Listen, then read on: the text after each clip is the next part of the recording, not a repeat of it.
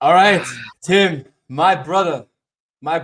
Let's bring it on. Let's bring it on. It's been too long. let's It's been bring too it long on. for myself as far as Uh-huh. the podcast.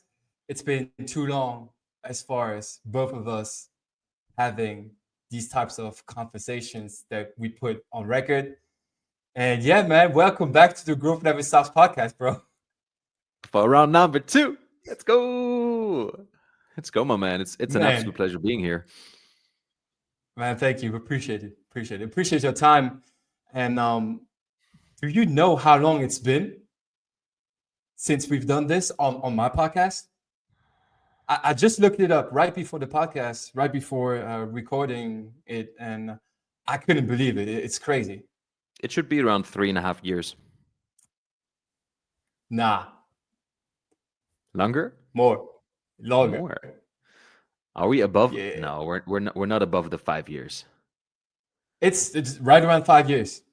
It's like 4 years and 11 months. It was in 2020. It's crazy. It's What? crazy. It doesn't feel Okay, like it, but that is actually it's crazy. been a while. It's been a while, Oh yeah, and true. It was during the time of the What the Passion podcast. True. True. yes, that's it. True. And And we I was started I that was baby we started that baby, I think, in September of 2020. right.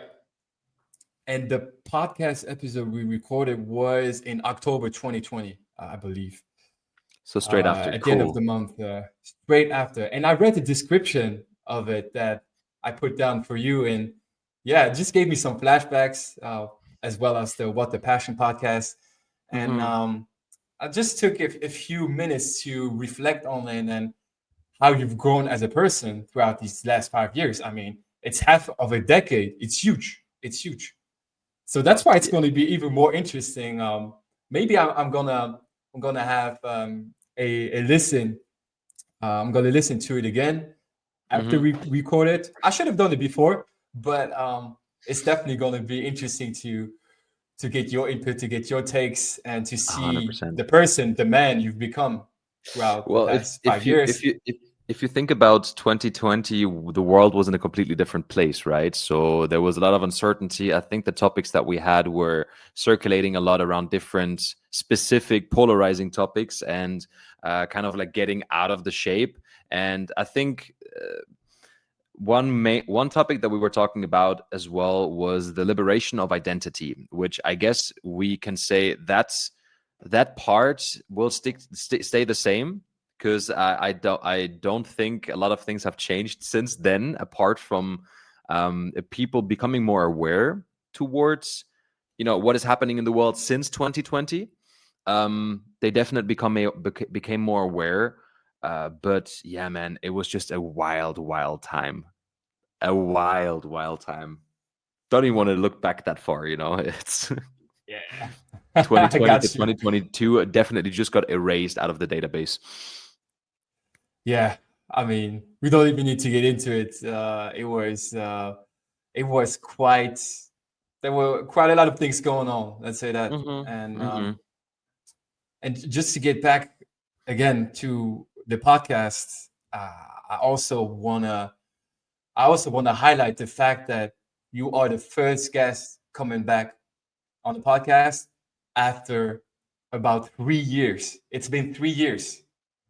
And for me, it was a no brainer to have you on, not just because I consider you as a great friend, like as one of my best friends, Mhm. even if we're not in touch all the time or every day. For me, Don't it's need just the to. foundation of what we have is Mhm, just absolutely priceless, and it's beautiful. I mhm. can't I can't say it enough. And yeah, it's been 3 years. So for me, it's like I've been on your show a couple of times. You've been on mine, and That's for what's me, up. it's just one of those things where you were one of the first people I was thinking about when I was serious about getting back into it again, Mhm. and just having these beautiful, these amazing conversations, man. Yeah, they're definitely necessary. I thank you already for those beautiful words, and I highly agree with what you said. I think the older you get, the smaller the circle gets. the smaller the circle of real friends get. I think back in 2020, I had a lot more friends, but a lot more friends that were not really aligned with my way of life, my way of thinking. And I feel so happy and so blessed that 5 years later, the circle became so small, but you're still part of it. And that says a lot about you. That says a lot about our friendship. And I don't think a friendship that gets determined by the time or amount of time that you spend together, but rather by the quality. So I think that's a big, big trait, you know? Most of my That's real friends I only talk. see, most of my, like the bigger part of my friend group, I only see a couple of times per year. But when I see them, it's like everything I need to charge my friendship batteries with them for the rest of the year. That's real talk. That's real talk. Yeah. That's it. I Yeah. mean, Yeah, and when I'm excited. I'm excited to get the opportunity to be on your podcast again, to get interviewed, which is usually I'm on the other side. Usually I'm the one interviewing, so I'm very excited for this to see how this will unfold and if I'm not too rusty to get. I think it will take a little bit of time to get into it, but yeah, man, looking forward to it. Let's go. Let's dive yeah, deep. let's go. Let's go. Let's go. You know what gave me the last push for it, for me to really get after it and have a guest list and start reaching out to people? Tell me. Maybe you can have a guess. It it's related to you. Yeah, yeah. Your How come? birthday. How come? My Your birthday? birthday. Yeah, with the boys, with some of the Interesting. boys. Interesting. Eh, It was just such a high frequency evening that we spent together. It was so much fun. And I'm saying that as a person that tends to be more of an introvert and recharging myself by spending time alone.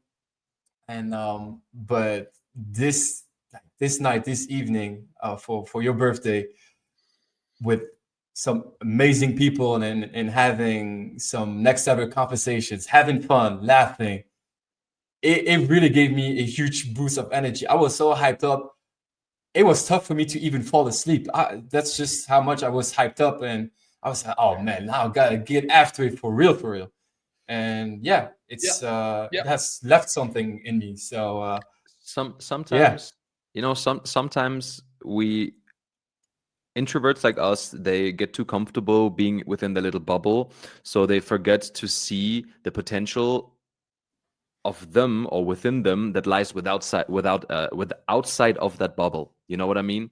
So we're very comfortable in our little cocoon because we don't need to socialize, we don't need to spend a lot of time, and we can just be by ourselves. But a lot of time life is more than just being in that cocoon, and life is actually happening outside of that cocoon. I mean, imagine a caterpillar going into that transformation mode. I get the metaphor, right? It transforms from a caterpillar into a beautiful butterfly, but imagine the time that it kind of forgets to enjoy what is happening around her while she's being in that cocoon, you know? So I think you need a little bit of both to truly embrace all of the beauty and all of the transformation that you can take with you. for sure, for sure. Well said. Well put together, man. Well put together. All right, man. After this long introduction, I think it was needed. As I said, you're the first guest coming back after years. Hmm. I'm just gonna give you a moment to introduce yourself to the people who are gonna listen to this after I publish it, or maybe just a few weeks or a few months or even a few years from now. Just gonna Who give you a knows? moment to introduce yourself. Maybe as well earlier than you wanted to. Yeah. Maybe after the next dinner with the boys in 7 days, you will in that night still sit there to upload all of the episodes that you had going on. Who knows? Yeah. About myself, what can I say about myself? Well, my name is Tim. I'm a 29-year-old identity coach who has been working for the last 2.5 years in the fields of parts work and provocative therapy. Um, I work I currently build my business, my coaching business, around the aspect or around the peer group of, around the audience group of end of 20s to end of 30s individuals who are pretty much stuck within their life and who need a deeper, more root-based solution on their life, on identity. That is just one layer of me. On the other hand side, I'm a very empathic, adventurous, very spontaneous type of person that is in love with life and with all that life has to deliver. So I'm a big fanatic into sports, into health optimization, into constantly getting to the core of how I can optimize my health and my body and my tempo to inspire myself, inspire others around me, and then through that somehow make the world a better place. But yes, I'm trying to make my money being an identity coach. So that's the main alley here. Got it. And Got it. that's pretty much everything I can say about myself, I would say. Right. I guess And there's more, but yeah. of course, of course.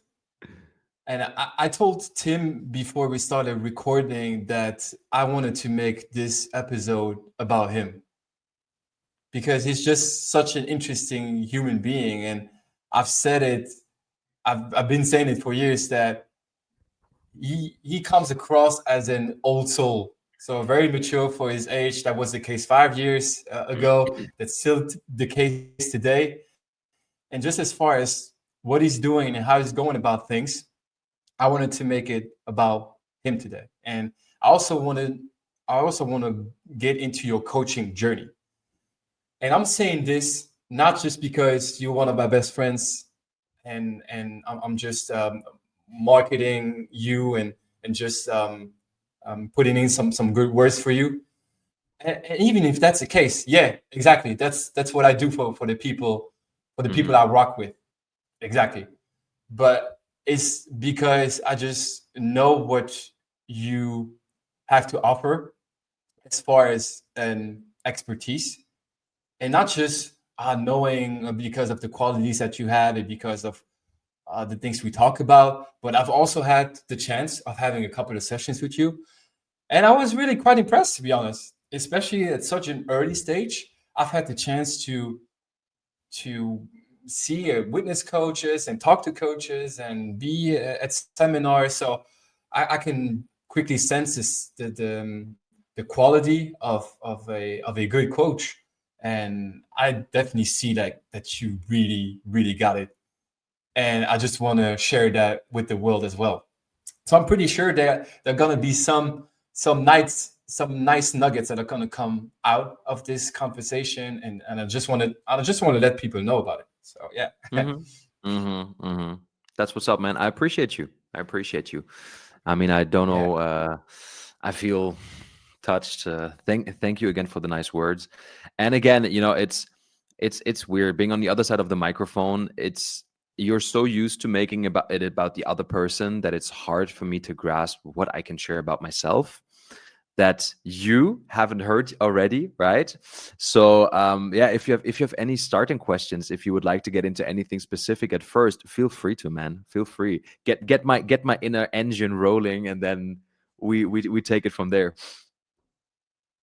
No, I got you. And it's so funny to witness that live right now as I'm making it about you. You're like, oh, damn, man. What Yeah. am I going to do with it? I'm not used to that. I'm not used to that. Like, I'm on the Okay, other I'm side. gonna share something with you that is very personal and very intimate, because I know, and I'm definitely starting out the episode like this.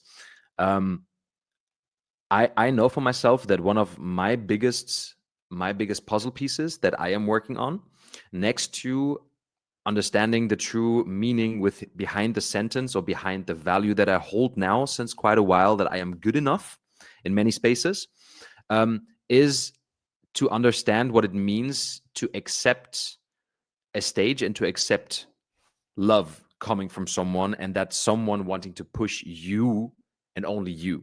Because as someone who is naturally drawn towards this introspective moment of, hey, actually I don't want to make it about myself, I want to make it about you, right? I always like to deflect, because in the past for me, deflection was the easiest way to not talk about my issues and not talk about my struggles, right? That was right before I actually started getting an identity coach myself, Daniel, right? Before a lot of shit happened in my life, some dark phases happened. Before that, I always try to deflect. Whenever it was about you, about me, I was like, yeah, okay, then I take 1-2 minutes, I say something, then I'm like, all right, what about you, right? Because it's easier to stay on the surface, because I was always scared that the deeper I would go, the more painful it would get for me, and I would not even know how I would react. So it was kind of like a protective mechanism for me to likely be to deflect. By now, through podcasting, through going through my NLP courses, my NLP coaching seminars and courses, there you really learn within 21 hours per weekend. So 3 days in a row, just full on one-on-one coaching, one-on-one coaching, one-on-one coaching. You just learn how to drop all layers. You just learn how to be vulnerable. You just learn what it truly means to open up and to not be afraid to share. Because usually when you share, you release something, you let that go, you detach that emotional contract from you, and that something has then, is free then to go and to dissolve into wherever it came from. So yeah, just wanted to drop that right from the get-go to make it more interesting. But I think that's the real reason why I have not that much anymore, but I used to have a very hard time when it was about me and not about others, you know? Yeah, that was deep. That was deep. And yeah, so that was a pretty good entry as far as me just asking you what propelled you to start this coaching journey. What were the elements? What were the factors? What was the driver for it? Hmm. Hmm. What gave you the confidence for it as well? Confidence is something you build actively. It's not something that was given. It's something that you have to earn very hard. Um, and it's funny that I made 2 content pieces today, and I recorded an episode about it too exactly today. Funny enough that we speak about it now, but I will have to go a little bit further back to find that motivation, right? Because for me, it was always clear that I wanted to work with people. So that was already clear from the the earliest time on. Let's say from the age of 16. Before that, I wanted to be an archaeologist and an astronaut, like the dream of every teenage boy, right? So it's like Mm. discover what is up there or discover what is down there. So or a historian, discover what's back there. um, yeah. So from the age of 16, 17 onwards, when I started developing, I would say my emotional centers, my empathy and my compassion containers in my life, that I always had, that were given to me by my mom, that were, I guess, in a certain way, through the way that I was raised. She raised me with a lot of love. She raised me with with good manners, with good deeds, and just a perspective on life that before judging, before making any judgments, try to look on the other side of the card and other side of the mirror to understand what is happening there before you make a judgment of only what you see. Because there's always 2 sides to a coin. So she brought that into my field of awareness, and she taught me that when I was quite young, and I feel very blessed for that, because that gave me the ability to early on in school times, but then as well later too, to be able to take a stand, take a moment when a certain situation was arriving, when there was conflict, when there was incongruencies, when there was some kind of weirdness happening um, within a classroom, within friends, or with other people. I was always able to be the one to calm the situation by simply looking at both sides and then trying to bring them to a common communication basis, right? So I always knew that I wanted to do something in my life with people. I was always very interested to understand how thoughts function. How does someone think? What are thoughts made of? Like, what is the intricate nuance of your identity? What makes you so specially you? I always was interested in those questions, but I never got the answer. But at the same time, I knew for myself that I never wanted to be a psychologist, right? I never wanted to be a psychologist. I didn't want to be someone going into that type of field because the academic way didn't seem interesting for me enough. I guess having some sort of ADHD, which I would never want to get diagnosed, but I'm pretty sure I would have it because I'm Mm. mainly interested Mm. in what interests me. I'm very good and very deep behind in topics that interest me, But for everything else, like if you don't have my attention, like I don't know why I should care. You know what I mean? It has always been like that. So Gone. I have classes in school where I was excellent, like really top of the class, but a lot of other classes like German or mathematics, I was like, why do I need algebra in my life? Like what does that do that for me? Like I don't get it. So um getting back to the point, I never really saw myself in the academic sense, in a psychology field, right? So when I was getting out of school, I came to the choice. I had to make a choice what I wanted to do, and I had no idea. I really had no idea. I didn't see myself in business at that time. I didn't see myself in entrepreneurship or psychology. I had no reference point whatsoever, and I felt a little bit lost. So when I basically was late for all of the inscriptions for all of the other classes, I had to basically take what was left for that university, which was social sciences.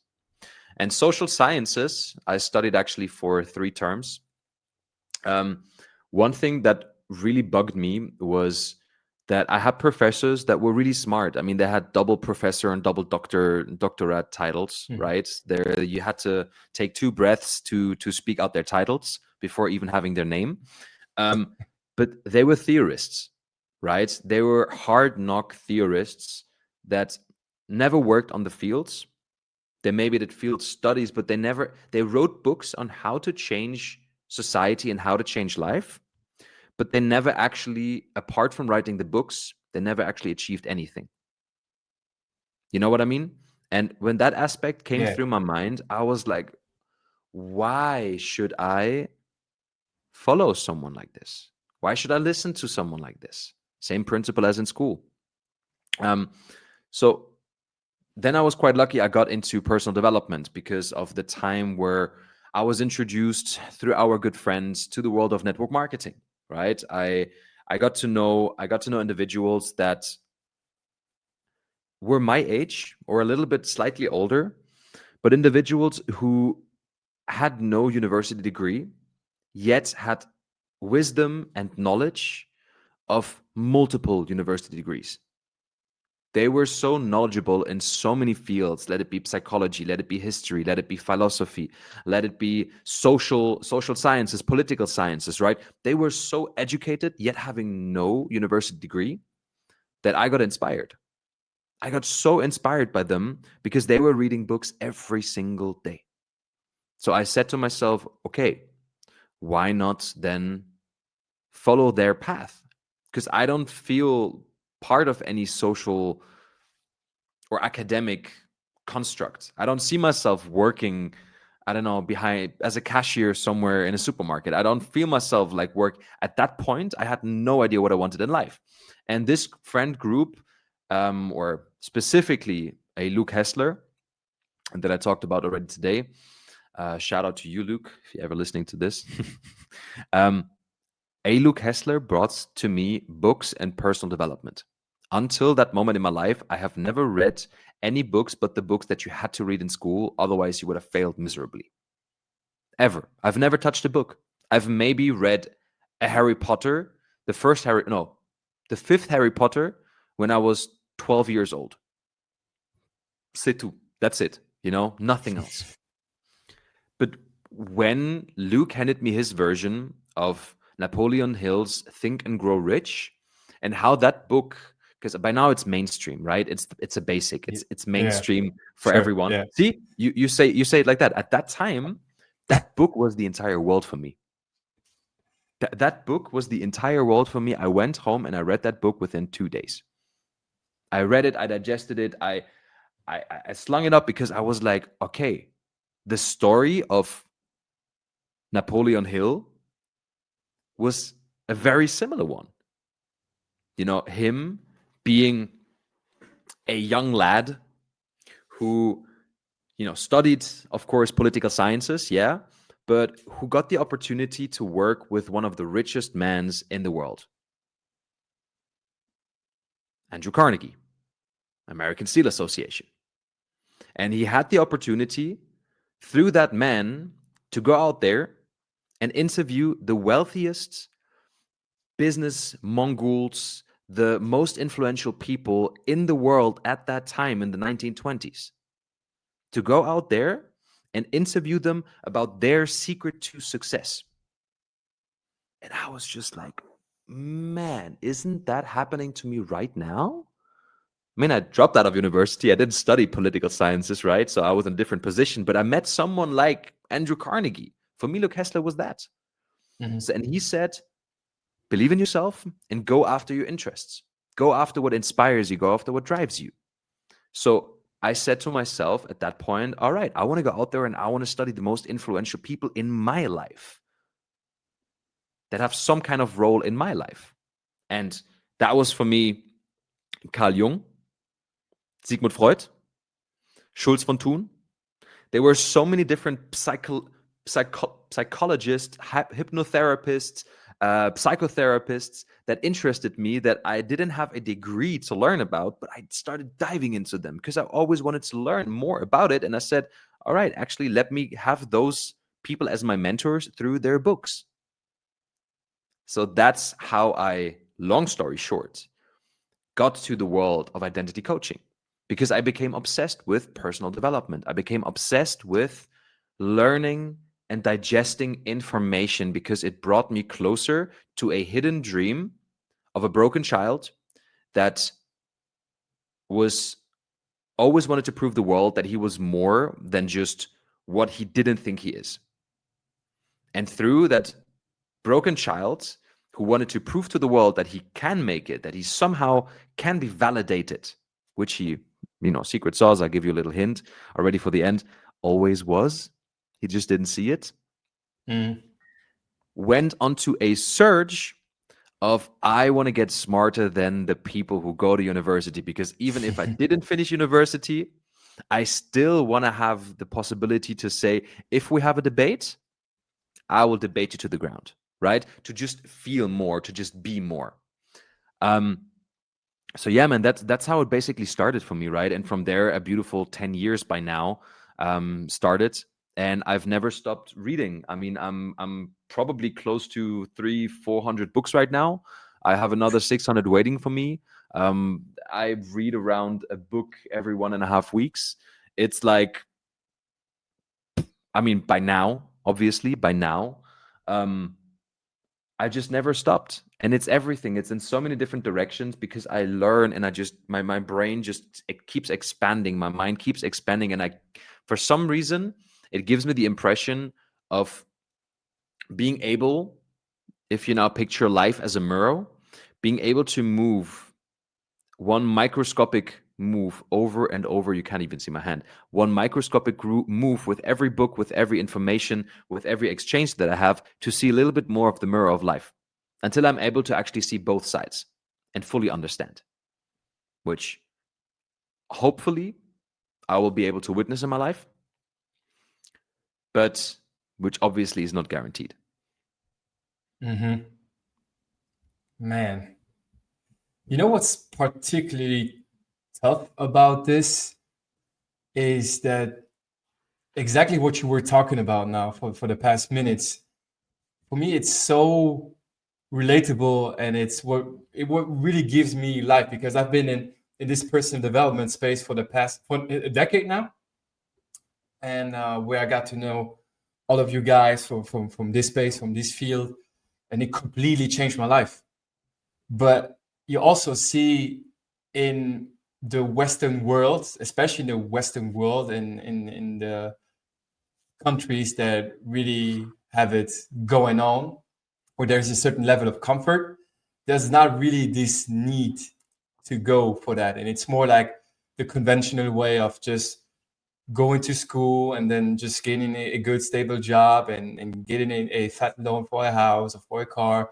That's And it's Luxembourg, like, man. and that's okay. That's okay as well. Like, if anybody wants to live that life, and just wants to get through the motions of it, like, it's individual. Like, who are we to really judge at the end of the day? But it's kind of funny to see that when we talk about it like this, I know that if someone that is really living this way that I just described, they're gonna be like, oh, look at these personal development bros talking about growth and all these generic books and Hmm. generic knowledge. And I'm just placing myself in the position of people that might perceive it like that. But I just want to Of course. reinforce and say that we really live this, we really embody this. I think it's a lot of, we got to say that as well. There's a lot of the US and American cultural impact, mindset, attitude that comes Hmm. with it. And that's what I grew up with. I grew up with American culture, sports, entertainment, music, mindset. That's what I grew up with. And that's what has just been more relatable to me, including the personal development space. And I just wanted to, I just wanted to highlight that point because I don't want Hmm. it to come across as, oh, here we go, look at these two self-development boys talking the same gibberish that we've heard thousands of times. Let me And tell you something. Can I tell yeah, you go something? ahead, Can I go tell you ahead, something? Can I swear on your podcast? go ahead, bro. Fuck them. Honestly, fuck them, because you, first of all, you don't want them to listen to your podcasts anyways. Second of all, there's a lot of BSers out there that are just really fucking good at hiding and covering their um covering their shit with social compensation, with going out and having friends and having drinks and just constantly downing and getting drunk to basically numb whatever is going on within them. I haven't met a single person in my life yet, a single person ever. And the older you get, the worse it gets. I haven't met a single person that is not to some degree broken, ever, ever. Mhm. And everyone that tells you the difference or tells you something different, fuck them. Let them keep spiraling. Let them keep spiraling their bullshit until the point where they're old. And then it's like, mommy and daddy, they didn't love me. I didn't get enough love in school. I was bullied. See, and then when you're 50 years old, you're sitting on that red sofa, and then you start pouring. Oh my God. Can you imagine? Imagine if I would give you 1 cent a day for the next 50 years. That's the amount of weight bullshit holds when you hold it within you and don't let it out. Can you estimate how fucking heavy the bag would be that Oh, the you would be backpack is carrying and heavy.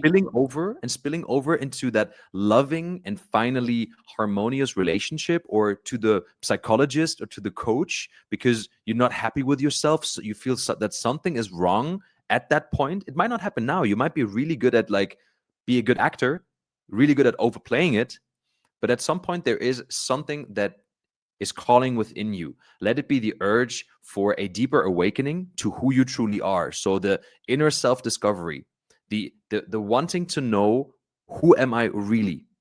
Am I just that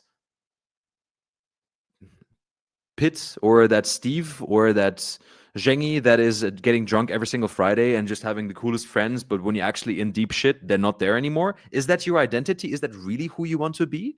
Or is there actually a deeper layer to who you are? So at one point there will come a deeper calling for who you understanding who you are. Because only living on a societal and surface level, the energies underneath are getting so fed up at a certain moment, so messed up. We saw it during COVID times. We saw how many people that were constantly in social media, constantly getting drunk, constantly meeting other friends, and constantly over socially compensating, all of a sudden were the ones who were posting videos of having 3-4 hour hikes every single day, of starting meditation, of starting yoga. Oh, why that?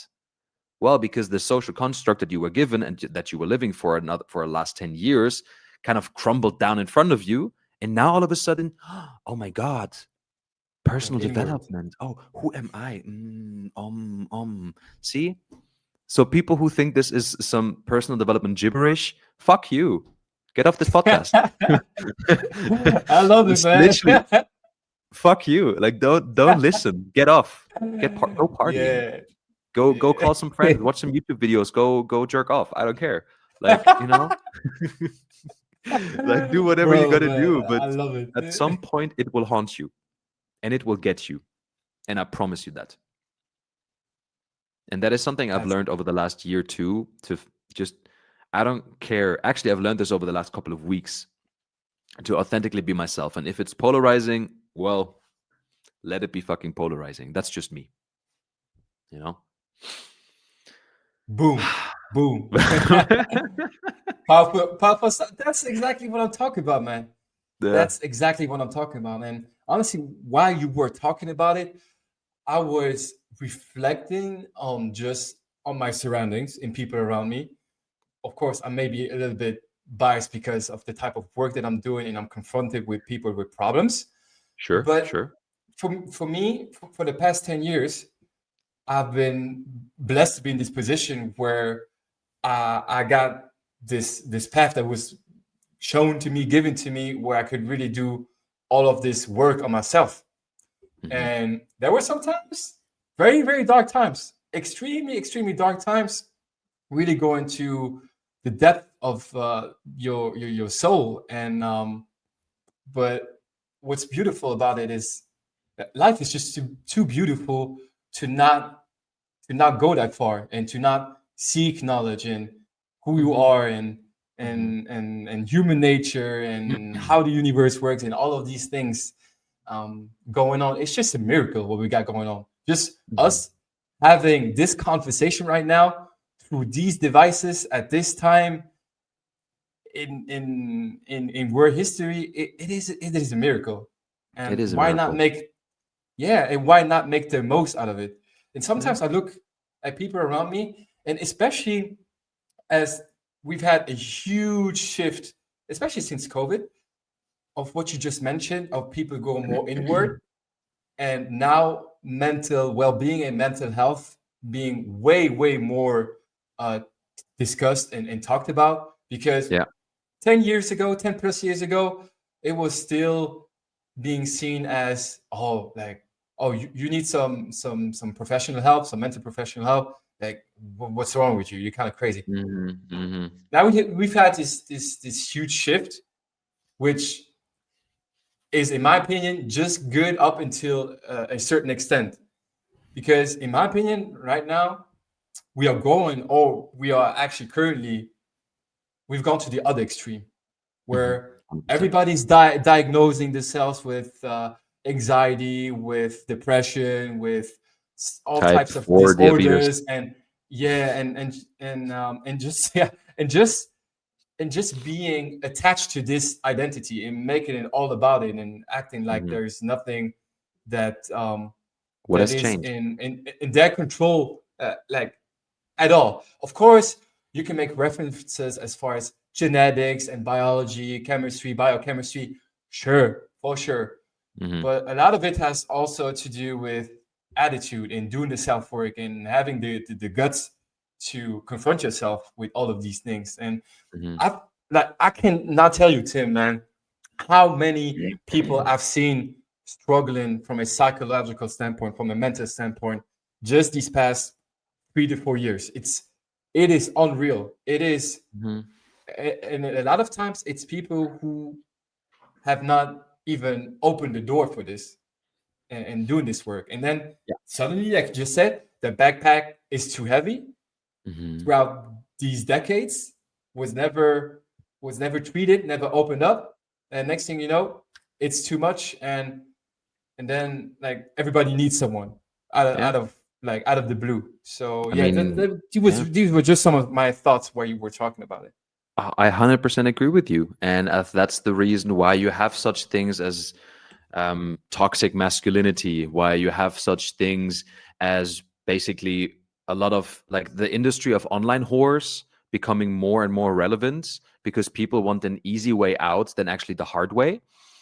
People just want to sell their souls and sell their bodies online, right? OnlyFans is like, if you look at those women doing OnlyFans, I get that you want to have a side income, but like how much of your soul are you getting sucked away every single time you are literally sacrificing your body to, or your temple to, a crowd of people that don't really care about you, right?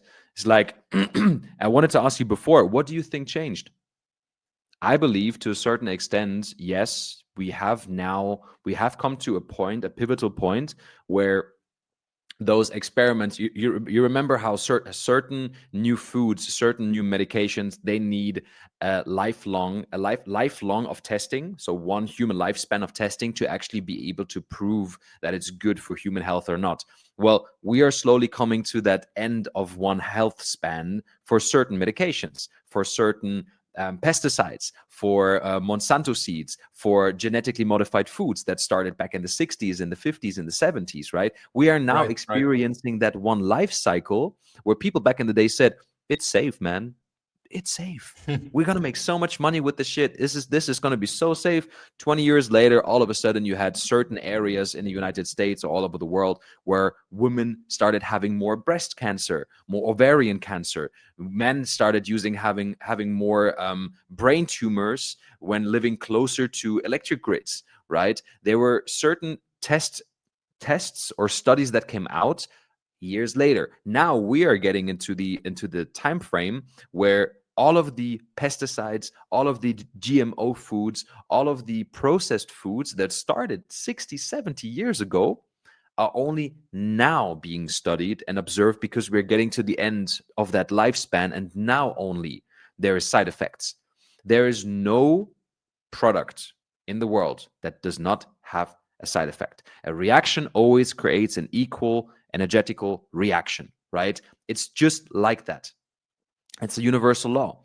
So everything Mhm. that changed on one hand side, yes, we are coming to that end of the cycle where now we are actually seeing the test results and the studies about us because we have been tested over the last 60 years. Our parents have, we have, and now they have studies that say, all right, so they have been they have experienced that, they have given that over genetically, and we are as a second generation now experiencing the harm that the first generation had to go through the first times of exposure, right? And then secondly, I would say it's the awareness.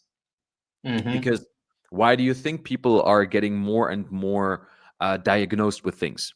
Well, because if you spend 8 hours per day on your phone, the average screen time in America and in Europe is between 5 and 7 hours. 5 to 7 That's just the hours. phone. And that's just the phone. It's not That is computer, work the computer. It's not laptop. phone. It's not other devices. It's madness. It's So madness. now, so now imagine that you are scrolling, and now this is again me being getting on a little stroll now. Now imagine that your dopamine containers are absolutely being drained after 2 hours already, right? Because you just have 6 seconds, 6 seconds, 6 seconds, dopamine hit, dopamine hit, dopamine hit, dopamine hit. You just get sucked out of all the happiness within you. And then all of a sudden, at a certain moment, the algorithm starts showing you, well, these are very common symptoms when you have diabetes. These are the symptoms that you could have when you get autism, right? Maybe do you have autism? Do you want to take the test? Do you want to take, right? You are so Mhm. overwhelmed with information. You are overwhelmed with studies. You are Yeah. overwhelmed with so much bullshit. It's And when it comes, overstimulation. yeah, all the stipulation that Mhm. all of a sudden, because it's logical, whatever you consistently repeat in your mind, you take on as your belief.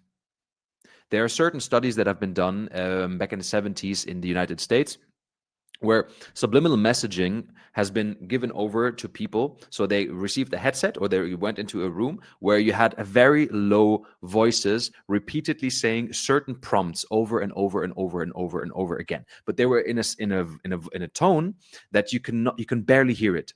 You would need to really pay a lot of attention. And those people were just spending around 1 to 2 hours a day in that room and then coming back. After a couple of weeks, these study testants, um, they were asked certain questions and certain questions. They had to go through certain questionnaires, and the answers that they gave were up to 95% correlating with the subliminal messaging that they received. So, is it actually that we say or we know or we do what we do because of our own conviction, or because we've been subliminally programmed over and over and over again through the repetition, through information overload outburst, information overload outburst? How do you really know that what you're thinking is actually what you are thinking? and not what you are supposed to think, right? So this is, I think, the two big layers where we have to detach ourselves a little bit. I know it's for me quite weird now because I have to now step into a role where I say, okay, I'm a coach, and how do I market myself nowadays? Well, I have to market myself through social media, unfortunately. I wish there was another way how I could market myself. I wish there would be more people again, or like back in the days, you would have those marketplaces where you would just go and you would showcase your talent, like the screamers on the marketplace, right? They shout, Yeah. come here, I'll Word of show mouth. you my Word skills." of mouth. Yeah. Right? Word to mouth Yeah. works, but nowadays you need a certain presence on social media because the masses are on social media. So That's the am I game. kind of Yep. being, yeah, am I getting part of the machine as well? Am I being part of the machine too? Yes.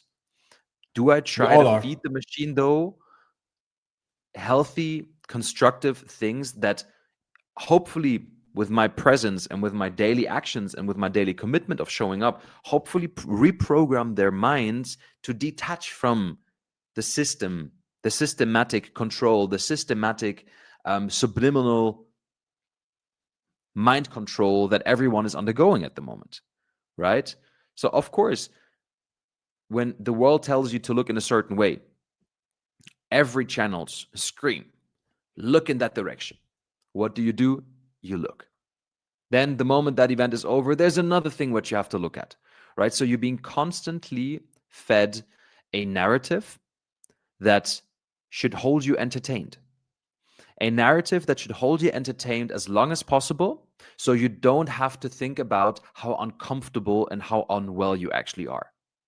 And what does that seem like? Or does that sound familiar to you, that concept? It's like from the Roman Empire through entertainment and Hunger Games. explorers and just Hunger Games. Yeah.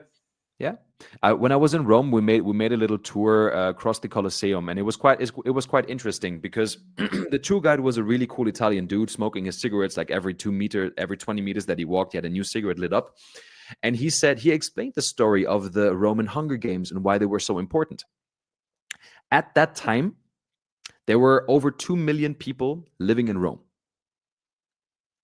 Around 60,000 of them were aristocrats.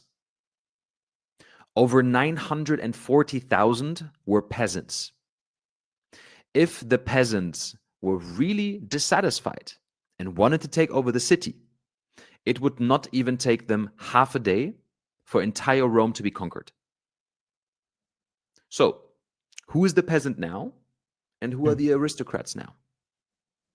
What are we experiencing on a daily basis? Hunger Games, played over and over and over and over again. And what does this result into? Because that's the point where I wanted to lead into. If you are being overly fed information and overly pushed into a direction of thinking, you will lose the attachment to your personal values, to your identity construct, and to your own thoughts because they are being undermined and controlled through the influence of external forces. So, what happens now? What happens if identity distortion happens? You take on somebody else's identity, or you take on a fictive avatar that has been shaped through the ideologies of the masses, through the values of the masses, and that is far away from your own distinct values, thoughts, and actions. So, this is where a lot of people are going into. Because when you're going through an identity distortion, what is very common is that you try to, again, avoid the possible solving of that problem because you want to we humans are very fond of what we can control, right? We're at the top of the food chain. We always need to be in control of our surrounding. What we can't control scares us, and usually when it comes to the kingdom or the plant kingdom, what we can control we kill, but we can't kill ourselves. So to a certain extent we kill off because we are scared of that other part that is not part of the 5 to 7 hours of buzz which is happening around us. We are trying to kill off that part within us because it's different. It might be dangerous to us Because as this avatar, as this identity is being controlled by an ideological wave, we want to think in this way. We detach ourselves from our true identity and we lose ourselves. This is how losing yourself, where this comes from, right? Losing yourself to a certain degree, because identity and the avatars are constantly changing, will eventually lead to the splitting up of the persona and can lead to psychosis. So that is actually something that Carl Jung went into very deep, or Freud. Because what Freud did, he worked with mentally ill people, people who had schizophrenia, people who experienced horrendous events in their childhood, who were being abused, raped, who saw their parents being murdered, who saw horrendous things. And what does the self, what does the subconscious do in order to protect itself, in order to protect the core, its passion, its values, its love?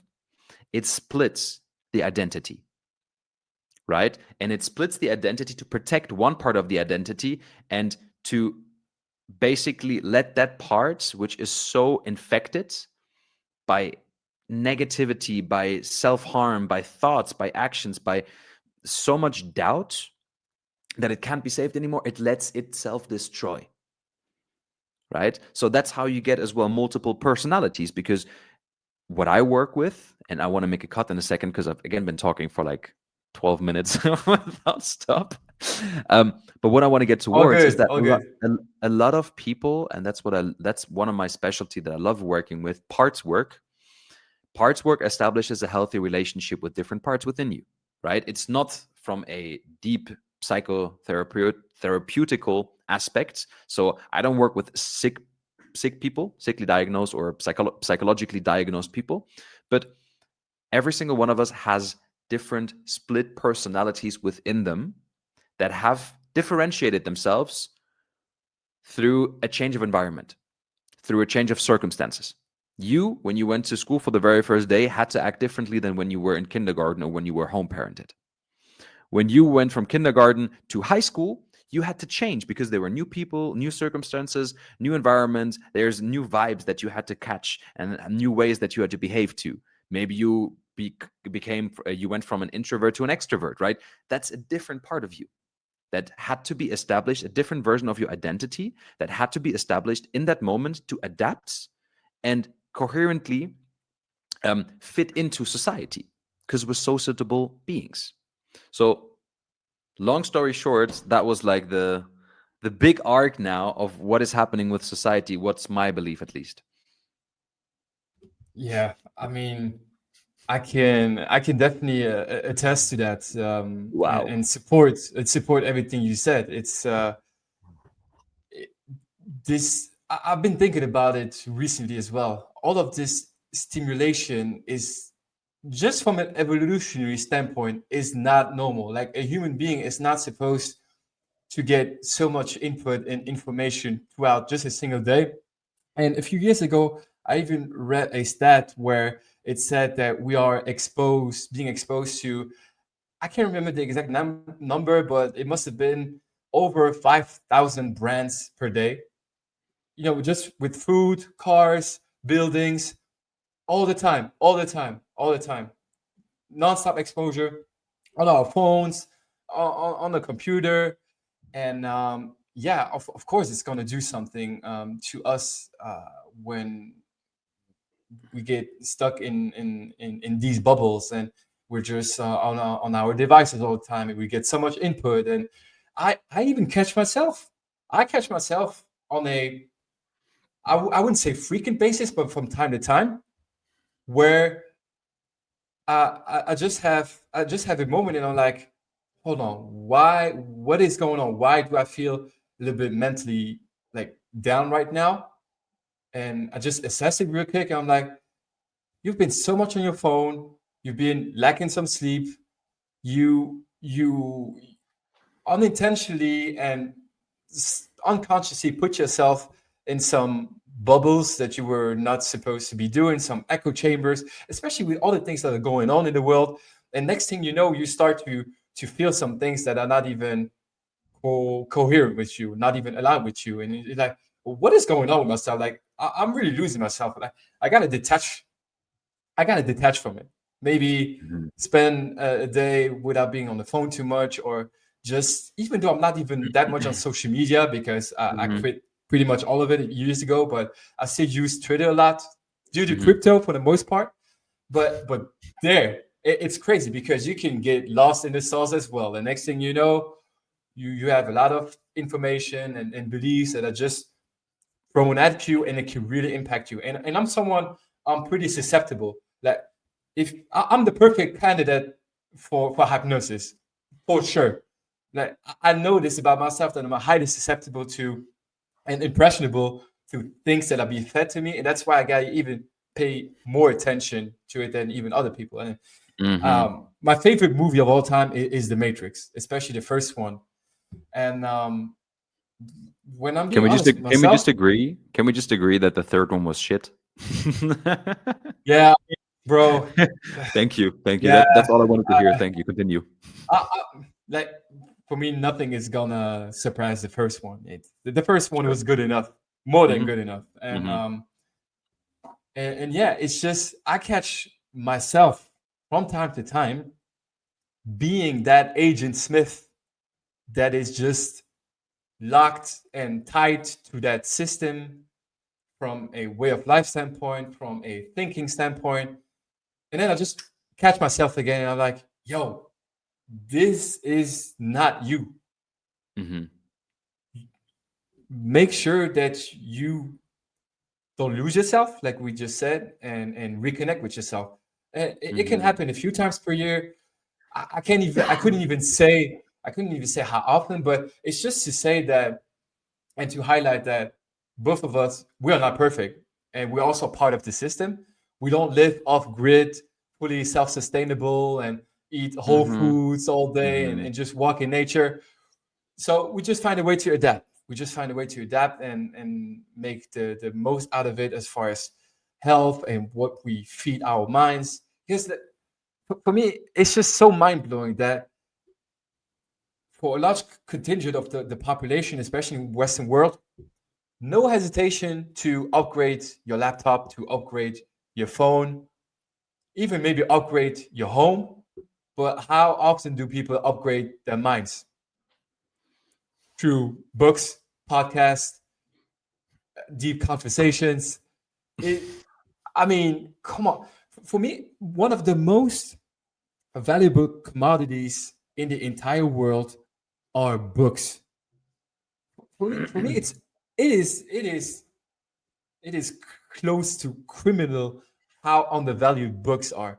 The fact Mhm. that you can buy something for just $15 and get an entire perspective from someone that has done great things or has fantastic knowledge to share, um, and you have just compiled into a few hundreds of pages. For me, it's just like it is unbelievable, It's an art. and Yeah, it's an it's art. it's an art, Yeah. and not taking advantage of it. It's there's so many ways to learn. You know this. You can learn from other people. You can learn from other people's mistakes. You can learn from your own mistakes. Mhm. It's like I don't want to say that you or that I always have to look for shortcuts. Sometimes you got to learn the hard way yourself, and that's the most efficient way. Yeah. But on your way to leveling up, why not learn from other people who have done what you would like to do, who have been where you want to go, who have been where you are, Mhm. and who have just become the type of person that you strive for? Why Mhm. not? And it's just so Mhm. accessible. It's fine. So I just wanted to get And it on a little rant sure, and tangent as well, but sure, sure, that's sure, just sure. yeah what came to my mind to What complete that.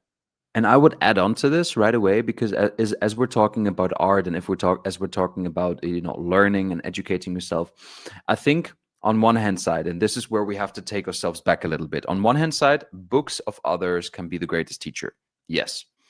But what I believe, and I don't know if you've experienced that too, that creativity comes from we believe a lot of times, the impressions and expressions of other people, right?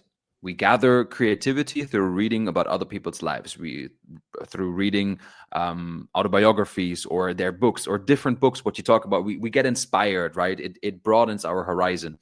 But what I think shouldn't be underestimated is the power of tapping into your own muse. I don't know if you've read the book by Stephen Pressfield, The War of Art. It's a very No, I short haven't read read. it yet. I I know would about it, but I highly, haven't highly read it. Yeah. recommend you that book. Stephen Pressfield is an incredible author. Um, he didn't really. He wrote a couple of books, but The War of Art, because you have The Art of War by Lao Yeah. Tzu. Classic. Um, Yeah. but his book is actually called The War of Art. And in this book, it's a very small read. It's like 169 pages. It's not long. I think 169. But he talks about a concept called the muse. So whenever you get into that creative space, whenever you at a certain moment when it comes to starting a project, when it comes to getting into a creative process to create something, to make something, it is important to detach yourself as well from external references and go within, because there is this certain spark within you, and he calls it the muse. The muse is this cosmic energy, this cosmic knowledge of knowing what needs to happen and knowing what you need to do, knowing how that painting, how that book, how that story, how that building, whatever field you're in, however the project should look like, and that comes from within. That if you detach yourself and just go within, you will find this inner spark that gives you the creative ability and the power and the informations that you need to then start. Because once you start doing something and stop actually listening to too much what is happening out there, the muse gets activated. The muse starts playing, because from when you do, your creative center actually starts working, and that's, I believe, what a lot of people nowadays are lacking, because we're giving our creative power over to ChatGPT, over to Gemini, over to Grok, right? Our creative ability we're giving over to Grok or to ChatGPT, and I'm a victim of this myself. Like, I don't want to say, of course, I'm saying it now because it is really a generational problem that will occur, or that is occurring right now, that is happening. But I'm a victim of this too, because it Same. helps. It helps fasten, or it helps to streamline certain processes and to, just collapse time that you would need in order to do that. Um, which I don't think it's a bad thing. You can tap into a lot of information that that you didn't have access to before. For that aspect, for broadening your horizon, it is very helpful. But on the other hand side, I think we should always try to keep this creative spark within us, that what is happening in our imagination, what our imagination can create, not hey chat, create an image of a person on flying on the moon, flying to the moon, and he has a little dog sitting next to him in the cabin, right? Whatever. That used to be an artist's skill, to imagine and to draw. That used to give him the spark. Or authors, write me a book, write me a little story outline of a great psychothriller happening in London in the 18th century. You get all the information you need. But what does this stop us with? It basically takes more and more away the gifts that we have learned and that has always differentiated us from the animal kingdom: our creative power, our cognitive functions, being able to think for yourself outside the box. And whenever this has been taken away from us, well, we become like machines, because our right brain knows only how to function in the rational sense, ones and zeros, right? So I think it's important to keep that spark on, to keep fueling and keep feeding that muse, so we actually get to create interesting pieces by ourselves. I've actually quite recently, because a lot of times I used to feed ChatGPT um, my descriptions for certain posts. I stopped that now, because I want to be the author of my own content. well, it you get what I mean, right? Don't get me Yeah, wrong, I it's got you. always been my ideas with chat, but here it's basically like I want to reclaim full authority and full ownership over my intellectual property, because those are my thoughts. Are they flawed? Are there mistakes? Do they sound sometimes wacky? Yes, but they're mine. They're authentically mine. And I think this is what we have to start learning again, and what we have to start adapting more, to really draw the thin line between what the world of AI can help us with and what we should definitely don't let it do for us. That's just adding on It, to that, you know? it's yeah, it's a big question of having a tool that is revolutionary, that can be used constructively but also destructively. Do we use it or is it using us? It's a huge debate, and not just with AI, but with a bunch of other things With as well. most I mean, things. for sure. Yeah. Yeah, with Oh most yeah. things. Oh yeah. For sure. Yeah. So this is where it gets tricky, because if we're already being depleted from our dopamine, if we're already being depleted from our um, personal choice, what to think, what to believe, and now we're as well being robbed of our creative powers, what are we then at the end? What is left? What is left?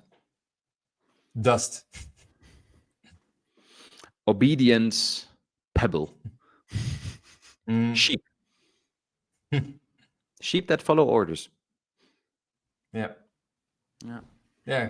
Going blindfolded through life. Yeah. Yeah. Yeah. And this is where people have to get together. This is why people have to start working on themselves. This is why identity work is important. This is why, connecting with those inner parts of you are important. That's why it's important to face the difficult things, do the difficult things first. Each. Okay, that's. I just wanted to say, but that's not really relevant to a vegan. I wanted to say, eat your vegetables first. You know. Eat the Yeah. important, Oh, eat the good things first. for sure. Yeah, man. Yeah. 100% agreed. What would Yeah. you say is one thing? What would you say is one thing that you have been observing about yourself now, getting back into the creative game, getting back into everything that's concerning your personal development? Um, are you trying to focus on letting your own creativity and your own mind and your own thoughts take hold and lead the way? Or do you catch yourself from time to time slipping into the AI bubble? Both. No doubt about it. Both.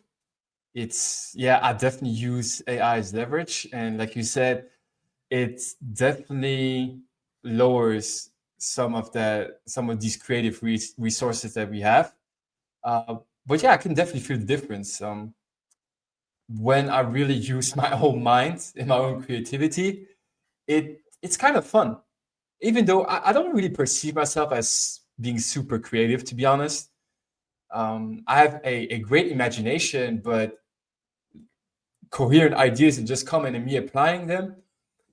Maybe there's some of it when I create stuff for myself, but when I do it, for example, in a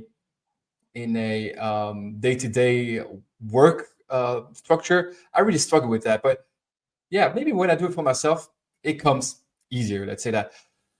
But I would say Have you both tried? for sure. Have you tried creative tasks to actually improve that capability of yours? For Like for example, like example, like for painting example, or art. writing stories, painting, drawing, pottery. Have you tried these things out for yourself? Because you Well, might be it's surprised. yeah. I mean, it's a bit embarrassing to say, but considering the fact that my girlfriend is an arts teacher, I haven't really delved into it myself from a practical standpoint. But I'm definitely open to it. And something that I do, it's not that often, but sometimes when I feel inspired and it comes out of nowhere. But I like to I like to write poems and like rap uh, music in just a few bars. So there are That's some awesome. times where I just listen to a nice beat, and I just started to drop some rhymes in my phone notes, and these are like some of the times that are just being creative, because I just that's just what I grew up with. Like I've Uh-huh. listened to Uh-huh. hip hop rap music since I was I've said in a podcast before, since I was in uh, in my mother's womb. That's where it already Hmm. started. But yeah, some of the things that I used to do more often is yeah, journaling, writing, but it definitely has faded over the years, and I'm sure it will bring me a lot as far as just bringing the spark, like you just said, to Hmm. the regions Hmm. of the brain where you actually get to use it. So yeah, I'm just being 100%. honest. I'm doing both. A lot of AI, not myself, and some myself, of course, as well. I mean, if music is your thing, then why not dive a little bit deeper into that? Why not make that a hobby that you practice on a regular basis? Maybe even making some beats, or maybe even just writing the lyrics. I think that's a great thing because you have to imagine, you get into that state where it's just you and the music, right? And that space is so beautiful, man. Like Oh yeah. whenever I get into a moment where because I love writing. I love story writing. I love philosophical writing. I put on my headphones. I put on either like binaural beats or just like forest sounds that are very soothing, and I feel how this bubble around me is just taking me in entirely, and then it's just, and then next In the time I look on zone, at the flow. time, it's like an hour and a half later, and I've written, I don't know, 6, 7, 8 pages. It's just something I love doing. Really, I enjoy it so much. And if music is your thing, make that a hobby. And what you can try with your girlfriend, I mean, because it will only stay between you and your girlfriend, obviously. If she's an art teacher, get yourself those big canvases, put them in the room, and draw something. Let it be an apple, let it be a plant, let it be one another, with or without clothes, as you wish. Just, I don't know, just try out something new. Like what I have Yeah. on my list right now to just expand and become more interesting to myself is, like, I'm currently learning Spanish. After that, I definitely want to learn Luxembourgish. So I have like my 5, 6 languages at that point. I want to learn a new instrument. So probably by next year, I want to get into mixed martial arts again, do something with that, and learn an instrument. Right? It's just, what can I do to improve? What can I do to get my creativity out? Because I think this is what it's all about. You know. Yeah. No, thank you for sharing that, and for giving me yeah, some extra input that I'm definitely gonna reflect on. Why not? Yeah, create some more space for it. It is just yeah, a way of being present as well, being in flow state, even a way of recharging, even if it's maybe sounds counter intuitive or productive in the first impression, first sense, but yeah, it can also be very recharging. So Great yeah, couple therapy. appreciate Great couple that. therapy. I tell you, great couple therapy. Yeah, yeah, yeah, definitely. No, All cool. right, Tim, I got a question for you Go ahead. as we are about to wrap it up before we play a little game. It's what would you say to someone who's trying to go their own way, their own path, just started to do the inner work, started their self development, person development journey, and yeah, they experience some ups and downs and just trying to figure it out.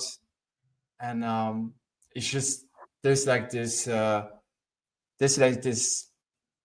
yeah, this fight, this struggle of, am I really on the right path? Am I really doing what I'm supposed to do? Someone who just questions, yeah, is in the stage, in the phase of just questioning everything. Just got started. What is something that you would tell that person? Well, I would first of all ask that person what he would want from that, like what he would expect from me from that input, right? Like, what kind of person is that person? Is that a person that wants to that is curious about finding out more of himself, about himself? Like, why did he get into it in the first place? What's his intention behind? um and let's say his intention is, because I know there are certain curtains that I drew up in my past and through my childhood around me, that have become so heavy that I don't really know how to lift them anymore, and I'm just curious who I am behind that curtain. If that's the scenario right now, that's one. I'll maybe give one or two others as well. Then in that case, I would probably put close to him to not overcomplicate things, and definitely approach his own growth and his own path into the identity work in a very playful manner. Because whatever you might encounter there might be big, might be scary, might have a lot of emotions that never really got the chance to be processed properly. But underneath all of that lies something beautiful, something pure, something innocent, something that just wants to be expressed and wants to flourish or blossom like a flower. And when you're watering a plant, it's not about how much water you can give him in a short time, but it's about how regularly and how consistently you water the plant, right? If I would take now an entire bucket of 20 liters and I would pour it over the flower all at once, the flower would just bend over and completely break and it would die. But if I would take a little bit of water every single day, and that's the metaphor that I'm giving, what I would give that person, if you would take a little bit of water every single day and you would start watering the ground and start getting down to the roots, um, the roots will soak it up in a manner where they know it's safe enough for us to expand and it's safe enough for us to grow. And the moment it would reach the surface, it doesn't need much more. It just needs the confidence to then break through the soil to actually get into the light. I know that's very metaphorical, but I just made it up in my mind. It's actually beautiful. I might write that down for later. It But was, it was. yeah, but understand that it's important to have a safe space in which you can discover. If you feel like you're scared of what you're expecting, get someone that has been through that path to guide you, because that's very important. I think it's very important to have someone around you if you're not ready for that step, because you don't want the entire bucket over your head. You want piece by piece by piece, and hopefully a good gardener would know how much water is needed for a plant without drowning the seed. I would leave it with that metaphor, because from there on, I would just start, right? Second of all, if your interest would be towards just discovering what's out there, I would send them on a journey of self-discovery. I would explain them the way identity in a way that is very playful and joyful, how I do it with my clients a lot. Because in parts work, like I said, we have different identities that come up at different times. And I've done the same thing with you when we had our coaching session, right? I would give you a very practical input. I would ask you to close your eyes and I would ask you to imagine that you're sitting in a great theater hall. And within that theater hall, there is a big stage.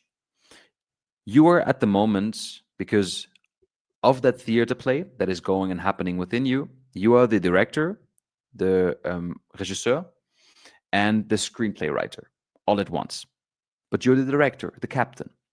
You're sitting in the front row. The entire hall is empty, and you have a big red curtain on the stage and a lot of space to the edge with one spotlight illuminating one circle in the middle. And I would ask you then to imagine and listen into you to hear whatever voice is coming up when you're thinking or when you're letting that thought of personal development, of getting to the root of my identity. Just having that question, I would just let that question come and see who would answer and what that voice would be that would answer. And then I would start writing that down. I would start journaling what this voice is telling me towards it. Is it telling me, nah, you don't need that? You don't need that. Nah, you've been good so far. Why should you get into that now, man? Listen to your parents. Do something else. Nah, don't get into that. And maybe then while you're saying that, there's another voice inside of you that is resistant, that is maybe even speaking in a different tone, that will be like, yeah, but I want to know, right? And just journal whatever comes up. Because these are all different parts of you that slowly need to get into the light to be discovered, and that all hold their certain truth about who you are, but that stopped listening to one another. And only when they actually start speaking all the same language, start communicating on one level, you can lead yourself in a very safe manner down the path of discovering your inner parts and your identity and who you are and your belief system and everything that gets unraveled. Like what I love to do, I'm not the typical therapist that does hypnosis and take you back into your childhood where things happen, and then I just like to dig into that. I like to approach things from a very playful, very childlike manner, because it doesn't need to be hard and it doesn't need to be complicated, you know? That's what I would basically give in the two scenarios. Someone that would be looking for something like that. That's big time, big time. Thank you for sharing that. And With you welcome. basically answered one of the questions that I had, as far as maybe a nugget or something that you could give to the listeners or to the viewers out there. And it's exactly what I was basically looking for. So perfect. Um, Before we start playing this little game, can you just briefly tell us more about what you have to offer as a Sure. coach, and also where people can find you, connect with you? I also put the necessary links in the description, of course. So yeah, go ahead. Sure. So I currently hold a 3-month container program called the Authentic Self Blueprint, in which we work over 3 different phases. The the reveal, the realign, and the recode phase, where we go through different stages of your identity work process. I mix in parts work that I've just explained before and provocative therapy. That's the 3-month container program. I mainly work with conscious individuals between the end of 20 to the end of 30 that have read all the books and have done all the courses, but still feel stuck in their life, in any area of their life, and want more alignment, more authenticity in their life. That's basically who I'm working with. I'm currently producing a lot of content on my social media, so on Instagram and TikTok mainly. I have a website that is launching beginning of next week. So there you find all the information about my coaching program, how to get in touch with me, how to work with me. I as well soon, once the one-on-one is slowly getting filled, I'm getting into a group coaching program too. But yeah, I have basically flexible options for everyone with any price expectation, right? So to make that work. And yeah, man, that's where you can find me, tim.altenhofen on Instagram and Identity Coach Tim on TikTok.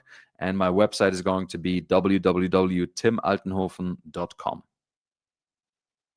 Perfect. Sounds good. Sounds good. All right, man.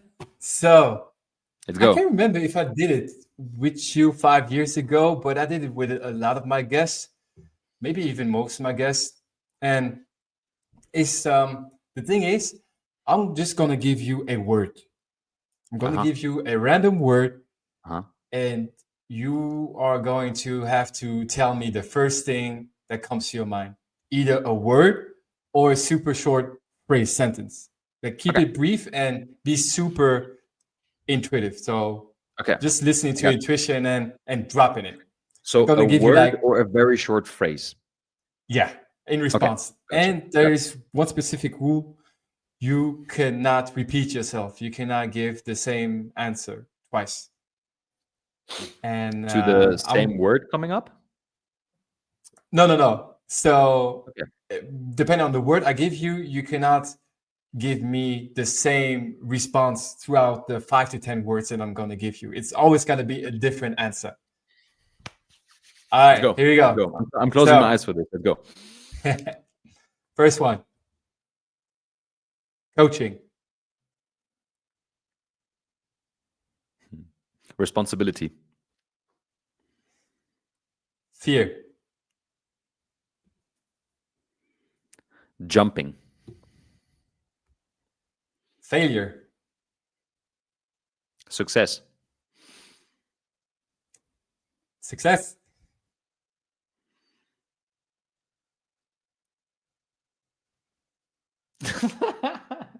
It's intuitive, man. It's intuitive.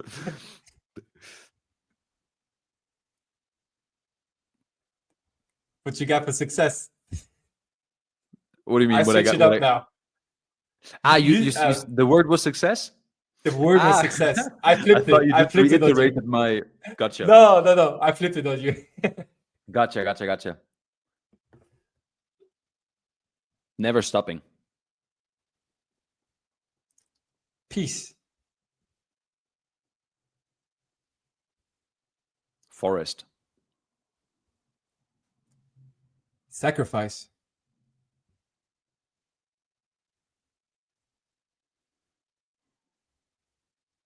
Failure. Don't know where that come up. growth. Never stops. I saw that one coming. Legacy.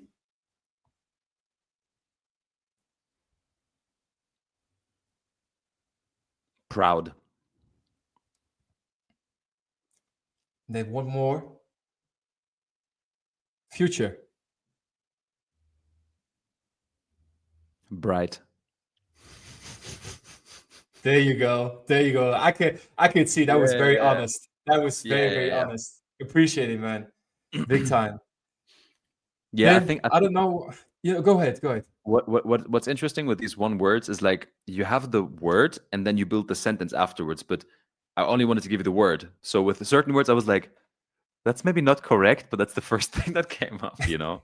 Yeah, Yeah. that's it. Yeah, that's the point of it, man. That's I just love doing this one. It's the you can really see it when it's a thing that comes to Mm-hmm. mind, and it was Mm-hmm. very honest from you. So it was really appreciated. My love goes out to Yeah. you, my man. Hey, Doing a great job. bro.